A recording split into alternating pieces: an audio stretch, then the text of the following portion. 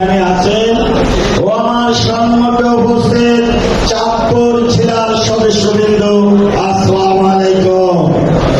আকাশের চাঁদ উঠলে ভাই দেখা যায় না।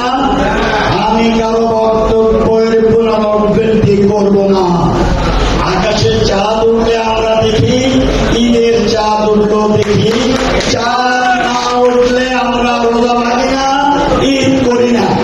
যা আমি যেহেতু আহ্বানের দায়িত্ব,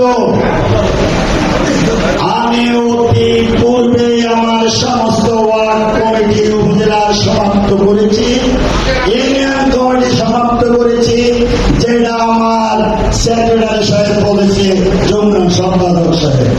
তবে আমি প্রধান অতিথি এবং লিডারের কাছে আহ্বান করব, 2 জনের শক্তি বেশি না 101 জনের শক্তি বেশি।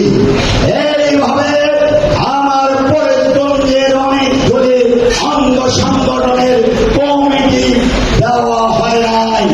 আমি অনেকবার আহ্বান করেছি, 2 জন নিয়ে আমি নড়তে পারি না, আমাকে শক্তি বাড়ানো হোক।